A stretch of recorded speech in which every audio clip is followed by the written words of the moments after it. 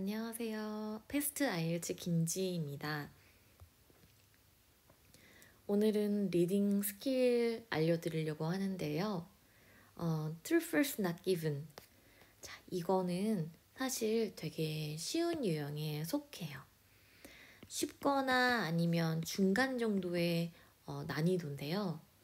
True First만 나오면 나의 약점이고 많이 틀린다 라고 하시는 분들은 제가 오늘 짧은 그 영상 지금 만들 텐데 이것만 보시면 정답률을 확 높일 겁니다.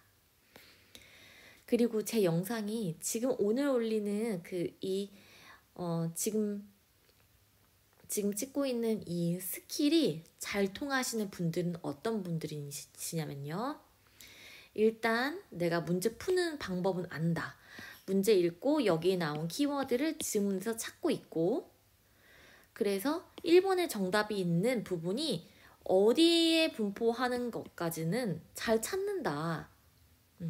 그리고 해석도 무난하게 잘 된다. 모르는 단어가 좀 있지만 크게 걸림돌이 안 되고 해석도 잘하고 정답의 구간도 잘 찾는다 하시는 분들인데 반타작해요. 그러시는 분들은요, 제가 오늘 알려드리는 스킬 쓰면 갑자기 수직 상승할 거예요. 이 유형이 가장 본인이 잘하는 유형이 될 거예요. 자, 하지만 그 외의 분들, 제가 방금 설명했던 문제 푸는 방법 있죠? 이러한 키워드 표시해서 지문에 돌아가서 찾고 지문에서 정답이 있는 구간을 찾아내는 것, 이걸 처음 들어보신다 그러면 그것도 또 나중에 영상을 찍을게요. 기본적으로 문제 푸는 방식을 알고 있다는 전제 하에 설명을 드립니다. True first, not given은 많이 틀리는 유형이 not given이 문제예요. True랑 not given이랑 많이 헷갈리시고 false랑 not given을 많이 헷갈려요. 이렇게 둘이 싸우게 할게요. True가 정답인데 내가 false를 고르는 경우는 이제 그거예요. 첫 번째 단계. 이제 해석이 잘 안 되는 경우요. false인데 true라고 하는 경우. 이것도요. 이렇게 오답이 나오시는 분들은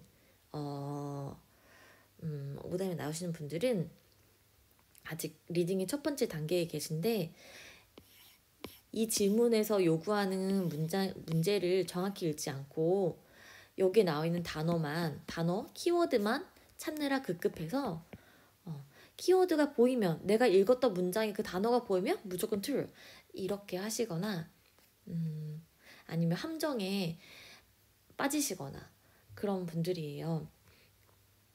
그분들을 위해서는 또 이제 다른 영상을 찍을게요. 자, 이건 조금 더 심화된 스킬입니다. true와 not given 간의 판별력은 패러프레이징을 얼마나 잘하느냐에 따라 달려있어요. 패러프레이징을 얼마나 잘하느냐, 그리고 어휘의 다양한 뉘앙스를 잘 알고 있는지. 뉘앙스, 어휘가 가지고 있는 긍정인지 부정인지 이런 뉘앙스와 어휘의 유연한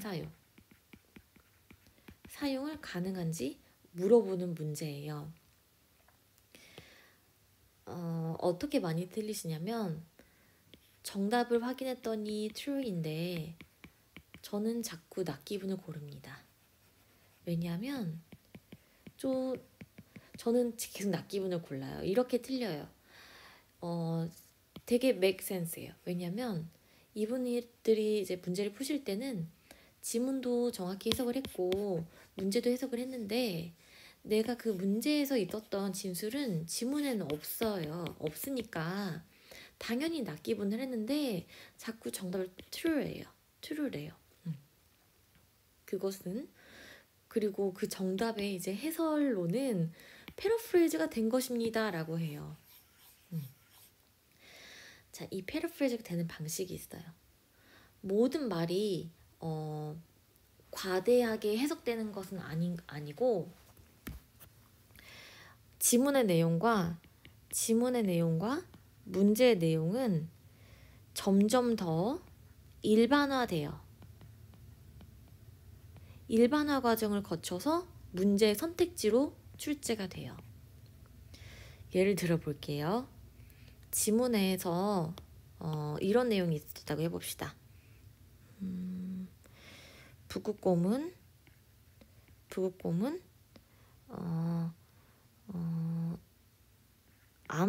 암에 잘 걸린다. 암에 잘 걸린다 이런 내용이 있었어요. 그리고 문제 true false not given 문제는 북극곰은 health problem에 잘 고통받는다. health problem 겪는다 이렇게 나와 있어요. 자, 그러면 우리가 판단을 해야 됩니다. true라고 할지 not given을 할지. health problem은 암의 포괄적인 개념이죠. 그래서 얘를 더 일반화해서 조금 더 스콥을 멀리서 보게 되면 암은 health problem 중에서 하나예요. 그러면 얘는요 패러프레이징 될 수 있어요. 이렇게 패러프레이징은 OK입니다. 정답은 true입니다. 근데 반대로 생각해 볼게요. 지문에 북극곰은 다양한 health problem에 고통받습니다 이래요. 문제에는 북극곰은 암에 잘 걸립니다 이래요. 그럼 우리 이거 true라고 할 수 있나요? 절대 true라고 안 하겠죠. 왜냐면 health problem이라고는 말했지만 암이라고는 안 하지 않습니까? 암이라고 특정하게 이렇게 말할 순 없지 않습니까? 이렇게는 패러프레이징이 안 돼요. 스페시픽하게 패러프레이징은 안 됩니다. 얘 스페시픽하잖아요. 디테일하잖아요. 더 디테일하게는 패러프레이즈가 안 돼요. 패러프레이즈가 같은 수준으로 되면 우리 이거 별로 안 틀리거든요. 근데 이렇게 뭐랄까 일반화될 때 오답이 많이 나와요. 학생분들이. 그래서 중요한 거 여기다가 제가 쓰겠습니다. 나는 true와 not given에서 많이 틀린다. 그러면 이걸 기억하세요. 문제로 나올 때는 일반화된다.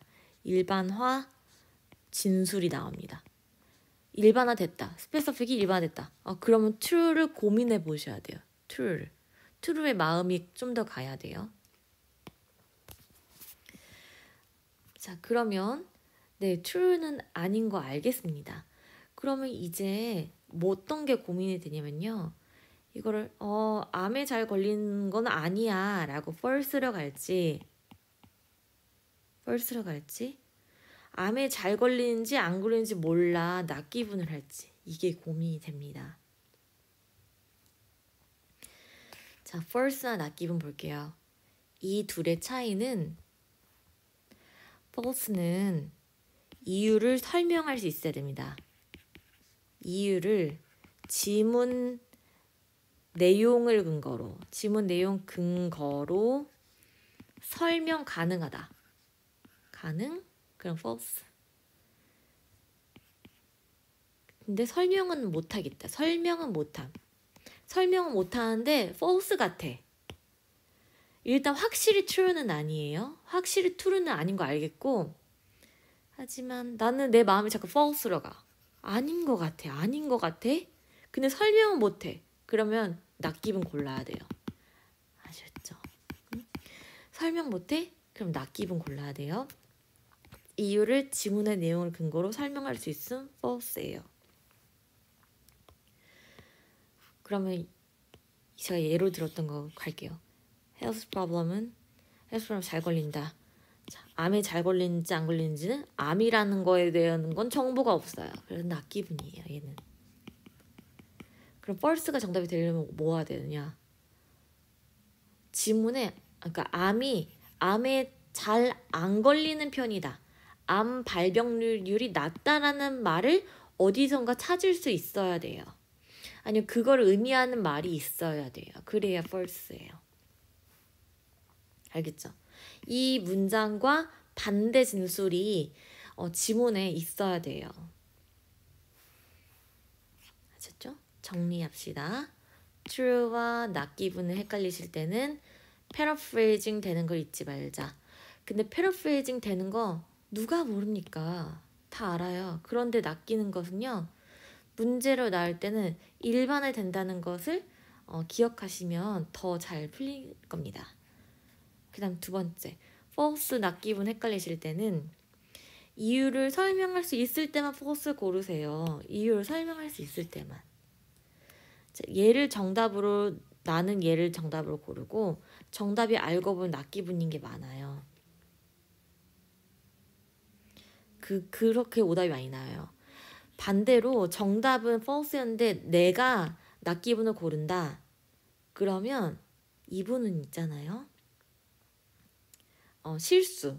네, 실수일 수도 있고 딱 정답을 보고 나서 아 맞아 여기 언급됐지 하고 실수로 가볍게 처리하실 수도 있고 아니면 이거 지문 내용이 해석이 안 된 거예요. 직접적으로 false인 이유가 지문에 언급이 되어 있고 문제도 말하고 있는데 not given을 골랐다는 것은 지문이 해석이 안 됐거나 아니면 문제가 해석이 모르는 단어가 있어서 해석이 안 됐거나 정답 있는 그 스팟을 못 찾았거나 네, 아직 스킬 전 단계예요.